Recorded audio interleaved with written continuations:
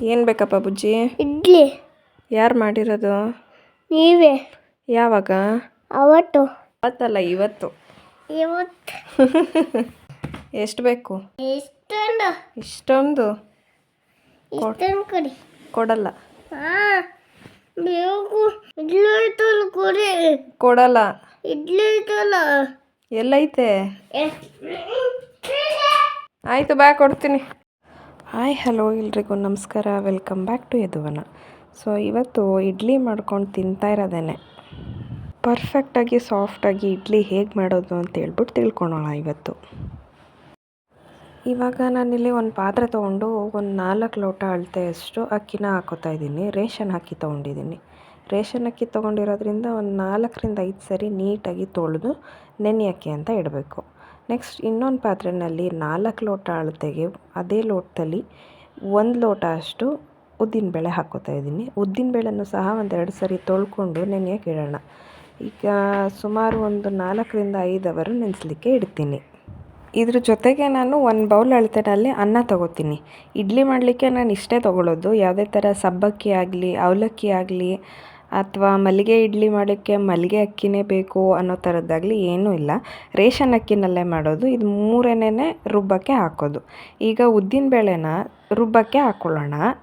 ಅದನ್ನು ತುಂಬ ನುಣ್ಣಗೆ ರುಬ್ಬಬೇಕು. ಅದು ಎಷ್ಟು ನೈಸಾಗಿ ಬರುತ್ತೆ ಅಷ್ಟು ನೈಸಾಗಿ ರುಬ್ಕೋಬೇಕು. ಆವಾಗ ಇಡ್ಲಿ ಚೆನ್ನಾಗಿ ಸಾಫ್ಟಾಗಿ ಆಗೋದು. ಉದ್ದಿನಬೇಳೆಗೆ ಮಧ್ಯ ಸ್ವಲ್ಪ ನೀರು ಸೇರಿಸಿ ನಿಧಾನವಾಗಿ ರುಬ್ಕೊಂಡು ತುಂಬ ನೈಸ್ಗೆ ರುಬ್ಕೋಬೇಕು.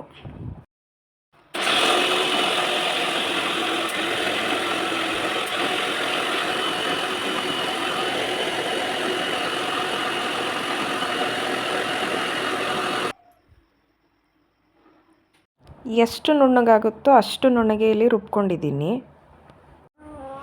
ಇವಾಗ ಇದನ್ನ ಬೇರೆ ಪಾತ್ರೆಗೆ ಎತ್ತಿ ಹಾಕ್ಕೊಂಡು ನೆಕ್ಸ್ಟ್ ಬ್ಯಾಚ್ ರುಬ್ಕೋತಾ ಇದ್ದೀನಿ.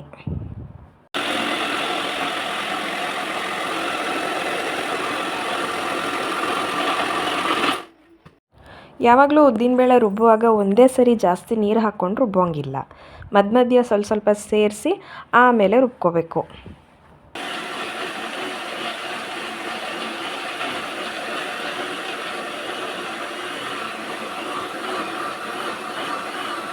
ಈ ಬ್ಯಾಚ್ನಲ್ಲೂ ಸಹ ಉದ್ದಿನಬೇಳೆನ ಎಷ್ಟು ನುಣ್ಣಗೆ ರುಬ್ಬಕ್ಕಾಗುತ್ತೋ ಅಷ್ಟು ನುಣ್ಣಗೆ ರುಬ್ಬಿಟ್ಕೊಂಡು ಅದನ್ನು ಬೇರೆ ಪಾತ್ರೆಗೆ ಎತ್ತಾಕೋತಾ ಇದ್ದೀನಿ.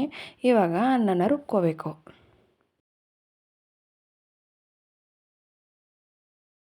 ಇವಾಗ 1 ಬೌಲಷ್ಟು ಅನ್ನ ತೊಗೊಂಡಿದ್ದೆ ಅಲ್ವಾ, ಆ ಅನ್ನನ ರುಬ್ಕೋತೀನಿ.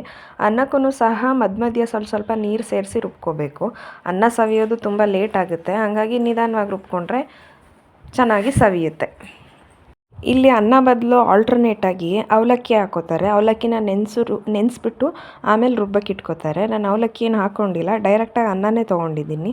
ಮತ್ತು ಸಬ್ಬಕ್ಕಿನ ನೆನೆಸಿಟ್ಕೊಂಡು ಸಬ್ಬಕ್ಕಿನ ಸೇರಿಸಿ ಹಾಕ್ತಾರೆ. ಮತ್ತು ಮೆಂತ್ಯ ಹಾಕೋರು ಮೆಂತ್ಯ ಹಾಕ್ತಾರೆ. ನಾನಿಲ್ಲಿ ಅದೇನೂ ಹಾಕಿಲ್ಲ, ಬರೀ ಅಕ್ಕಿ, ಉದ್ದಿನಬೇಳೆ ಮತ್ತು ಅನ್ನನ ರುಬ್ಕೊಂಡಿದ್ದೀನಿ.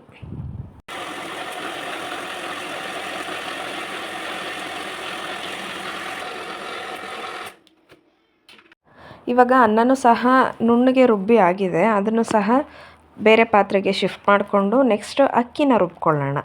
ಅಕ್ಕಿನ ಯಾವ ಥರ ರುಬ್ಕೋಬೇಕು ಅಂತಂದರೆ, ಇಡ್ಲಿಗೆ ತುಂಬ ತರಿಯಾಗೂ ಇರಬಾರ್ದು, ತುಂಬ ನುಣ್ಣಗೂ ಆಗಬಾರ್ದು, ಮೀಡಿಯಮಾಗಿ ರವೆ ಥರ ಇರಬೇಕು. ಆ ಥರ ರುಬ್ಕೊಂಡಾಗ ಅಷ್ಟೇ ಇಡ್ಲಿ ಸಾಫ್ಟಾಗಿ ಆಗೋದು. ತುಂಬ ನುಣ್ಣಗೆ ರುಬ್ಕೊಬಿಟ್ರೆ ಗಟ್ಟಿ ಬಂದುಬಿಡುತ್ತೆ. ಹಾಗಾಗಿ ಸ್ವಲ್ಪ ತರಿಯಾಗಿ ರುಬ್ಕೊಂಡ್ರೆ, ಅಂದರೆ ಮೀಡಿಯಮ್ ರವೆ ಸೈಜಲ್ಲಿ ರುಬ್ಕೊಂಡ್ರೆ ಇಡ್ಲಿ ಕೂಡ ಸಾಫ್ಟಾಗಿ ಆಗುತ್ತೆ.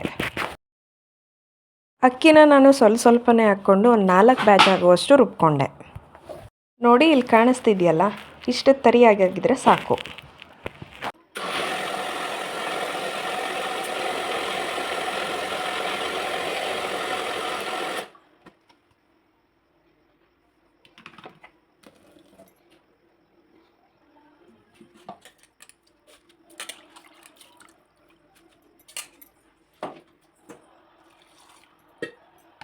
ಇವಾಗ ಅಕ್ಕಿನೂ ಸಹ ಎಲ್ಲ ರುಬ್ಬಾಗಿದೆ. ಇವಾಗ ನಾವು ಏನು ಇಡ್ಲಿ ಹಿಟ್ಟು ಆಡಿಸಿದ್ದೀವಿ ನೋಡಿ, ಅದು ಕೆಳಗಡೆ ಎಲ್ಲ ಉದ್ದಿನಬೇಳೆ ಇರುತ್ತೆ, ಅದರ ಮೇಲೆ ಅನ್ನ ಆಡಿಸಿರೋದಿರುತ್ತೆ, ಮತ್ತು ಅದರ ಮೇಲೆ ಅಕ್ಕಿ ಇರುತ್ತೆ. ಅದನ್ನು ನೀಟಾಗಿ ಎಲ್ಲ ಮಿಕ್ಸಾಗಿ ಒಂದೇ ಕಡೆ ಕೂಡೋ ಥರ ನೀಟಾಗಿ ಮಿಕ್ಸ್ ಮಾಡಿ ಇಟ್ಕೋಬೇಕು. ಇವಾಗ ನಾವೇನು ಆಡಿಸಿಟ್ಟಿದ್ದೀವಿ ಆ ಹಿಟ್ಟೆಲ್ಲ ಒಂದೋ ಥರ ಒಳ್ಳೆ ಮಿಕ್ಸ್ ಮಾಡಿ ಆಗಿದೆ. ಯಾಕಂದರೆ ಇದನ್ನು ಬೆಳಗ್ಗೆ ತನಕ ಉಕ್ಕೋಕಿಡ್ತೀನಲ್ವಾ, ಹಾಗಾಗಿ ಒಂದೇ ಪಾತ್ರೆಯಲ್ಲಿ, ಅದು ಚಿಕ್ಕ ಪಾತ್ರೆ ಆಗಿತ್ತು ನಾನು ತೊಗೊಂಡಿದ್ದು, ಒಂದೇ ಪಾತ್ರೆಯಲ್ಲಿ ಇಟ್ಟರೆ ಉಕ್ಕೋಗುತ್ತೆ ಅಂಥೇಳಿ ಇನ್ನೊಂದು ಪಾತ್ರೆಗೆ ಶಿಫ್ಟ್ ಮಾಡ್ಕೊತಾ ಇದ್ದೀನಿ.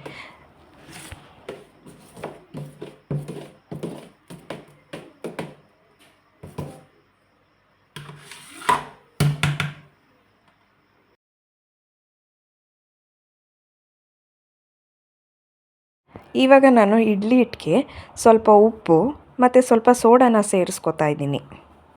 ಸೊ ಇಲ್ಲಿ ಇವಾಗ ನಾನು ಇಡ್ಲಿ ಹಿಟ್ಟನ್ನ ಫಸ್ಟು ಸೌಟ್ನಿಂದ ಎಲ್ಲ ಮಿಕ್ಸ್ ಮಾಡಿಕೊಂಡೆ. ಇವಾಗ ಉಪ್ಪು ಮತ್ತು ಸೋಡಾ ಹಾಕಿದ ಮೇಲೆ ಕೈನಲ್ಲಿ ಮಿಕ್ಸ್ ಮಾಡ್ಕೊತಿದ್ದೀನಿ. ಯಾಕಂದರೆ ಚೆನ್ನಾಗಿ ಹುಳಿ ಬರಬೇಕು ಅಂತಂದರೆ ಕೈನಲ್ಲೇ ಮಿಕ್ಸ್ ಮಾಡ್ಕೋಬೇಕು.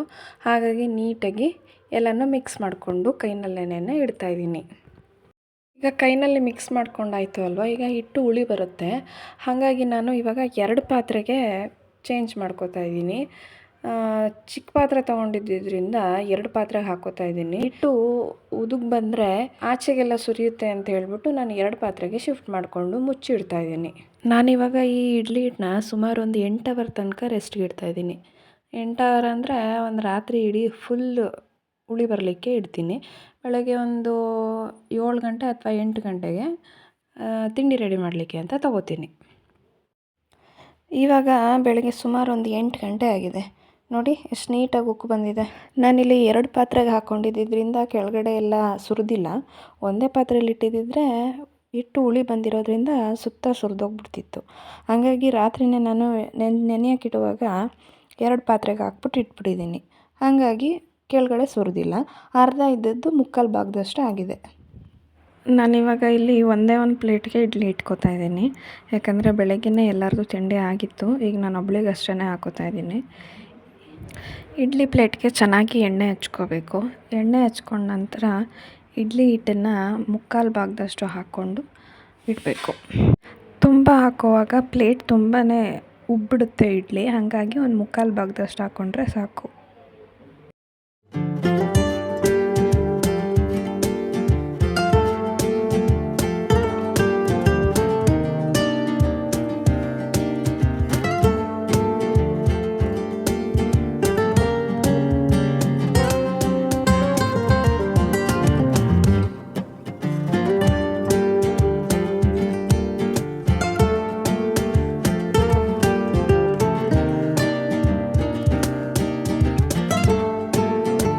ಇವಾಗ ಸ್ಟವ್ ಆನ್ ಮಾಡಿಕೊಂಡು ಇಡ್ಲಿ ಪಾತ್ರೆಗೆ ಸ್ವಲ್ಪ ನೀರು ಹಾಕಿ ಇಟ್ಕೋಬೇಕು. ನೀರನ್ನ ಮುಂಚೆನೇ ಪ್ರೀ ಹೀಟ್ ಮಾಡ್ಕೊಂಡಿರಬೇಕು. ಮುಂಚೆನೇ ಸ್ವಲ್ಪ ಕಾಯಿಸಿಟ್ಕೊಂಡಿರಬೇಕು. ನಂತರ ನಾವು ಇಡ್ಲಿ ಪ್ಲೇಟ್ಗೆ ಇಡ್ಲಿ ಹಿಟ್ಟೆಲ್ಲ ಹಾಕಿಟ್ಕೊಂಡಿರ್ತೀವಲ್ಲ, ಅದನ್ನು ಇಟ್ಬಿಟ್ಟು ಕ್ಯಾಪ್ ಮುಚ್ಚಿ ಒಂದು 10 ನಿಮಿಷ ಬೇಯಿಸಿದ್ರೆ ಇಡ್ಲಿ ರೆಡಿ ಆಗುತ್ತೆ.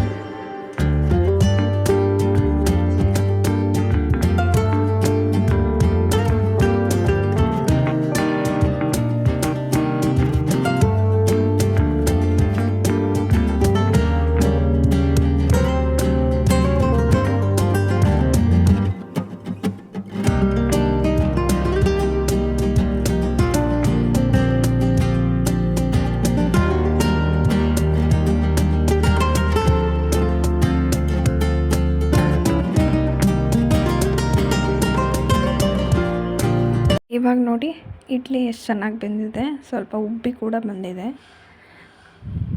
ಇದು ಹೇಗೆ ಬೆಂದಿದೆ ಅಂತ ಹೇಳ್ಬಿಟ್ಟು ನಾನು ಹೇಗೆ ತಿಳ್ಕೊತೀನಿ ಅಂತಂದರೆ, ಕೈಯಲ್ಲಿ ಮುಟ್ಟಿ ನೋಡ್ತೀನಿ. ಅದು ಕೈಗೇನೋ ಅಂಟಿಲ್ಲ ಅಂತ ಹೇಳಿದ್ರೆ ಬೆಂದಿದೆ ಅಂತ. ಟೂತ್ ಪಿಕ್ ಎಲ್ಲ ಹಾಕಿ ಚುಚ್ಚಿ ಆ ಥರ ಎಲ್ಲ ಏನೂ ನಾನು ಚೆಕ್ ಮಾಡ್ಕೊಳ್ಳಲ್ಲ. ಜಸ್ಟ್ ಕೈಯಲ್ಲಿ ಮುಟ್ಟಿ ನೋಡ್ತೀನಿ. ಆವಾಗ ಕೈ ಏನೋ ಅಂಟಿಲ್ಲ ಅಂತಂದರೆ ಇಡ್ಲಿ ರೆಡಿಯಾಗಿದೆ ಅಂತ ಅರ್ಥ. ಇವಾಗ ಇಡ್ಲಿನ ಬಿಡಿಸ್ಬಿಟ್ಟು ಒಂದು ಸರ್ವಿಂಗ್ ಪ್ಲೇಟ್ಗೆ ಹಾಕ್ಕೊಂಡು ತಿನ್ಬೋದು. ಇಲ್ಲಿ ನೋಡಿ ಇವಾಗ ಎಷ್ಟು ಸಾಫ್ಟಾಗಿ ಆಗಿದೆ ಇಡ್ಲಿ. ಪ್ಲಫಿಯಾಗಿ ಚೆನ್ನಾಗಿ ಬಂದಿದೆ. ರೇಷನ್ ಅಕ್ಕಿ, ಉದ್ದಿನ ಬೇಳೆ ಮತ್ತು ಸ್ವಲ್ಪ ಅನ್ನನ ತೊಗೊಂಡು ಇಷ್ಟು ಚೆನ್ನಾಗಿ ಇಡ್ಲಿನೂ ಸಹ ಮಾಡ್ಕೋಬೋದು. ಇದಕ್ಕೆ ಕಾಂಬಿನೇಷನ್ ಆಗಿ ನಾನೇನು ಇಡ್ಲಿಗೆ ಸಾಂಬಾರೇನು ಮಾಡ್ಕೊಂಡಿರಲಿಲ್ಲ. ತರಕಾರಿ ಮತ್ತು ಕಾಳುಗಳು ಹಾಕಿ ಗೊಜ್ಜು ಮಾಡ್ಕೊಂಡಿದ್ದೆ. ತಿನ್ನಲಿಕ್ಕೆ ಮಾತ್ರ ಕಾಂಬಿನೇಷನ್ ಸೂಪರ್ ಟೇಸ್ಟಿಯಾಗಿತ್ತು. ಈ ಥರ ಪ್ಲಫಿಯಾಗಿ ಇಡ್ಲಿ ಮಾಡಬೇಕು ಅಂದರೆ ಮೇಯ್ನಾಗಿ ಉದ್ದಿನ ಬೇಳೆನ ಚೆನ್ನಾಗಿ ರುಬ್ಕೊಂಡಿರಬೇಕು ಮತ್ತು ಅಕ್ಕಿನ ಸ್ವಲ್ಪ ತರ್ತರಿಯಾಗಿ ರುಬ್ಕೊಂಡಿರಬೇಕು. ಮತ್ತು ನಿಮಗೆ ಬೇಕಿದ್ದರೆ ಅವಲಕ್ಕಿ ಅಥವಾ ಸಬ್ಬಕ್ಕಿ ಏನಾದರೂ ನೆನೆಸಿ ಹಾಕ್ಕೋಬೋದು. ನಾನು ಅನ್ನ ಅಷ್ಟೇ ಹಾಕ್ಕೋತೀನಿ, ಹಾಗಾಗಿ ನನಗೆ ಈ ಥರ ಪ್ಲಫಿಯಾಗಿ ಚೆನ್ನಾಗಿ ಬರುತ್ತೆ. ಸೊ ನೀವು ಸಹ ಮನೇಲಿ ಟ್ರೈ ಮಾಡಿ ಹೇಗೆ ಬಂತು ಅಂತೇಳಿ ಕಮೆಂಟ್ ಮಾಡಿ ತಿಳಿಸಿ. ಸಬ್ಸ್ಕ್ರೈಬ್ ಆಗೋದನ್ನ ಮರಿಬೇಡಿ. ಮತ್ತು ಮುಂದಿನ ವೀಡಿಯೋದಲ್ಲಿ ಸಿಗೋಣ. Thanks for watching.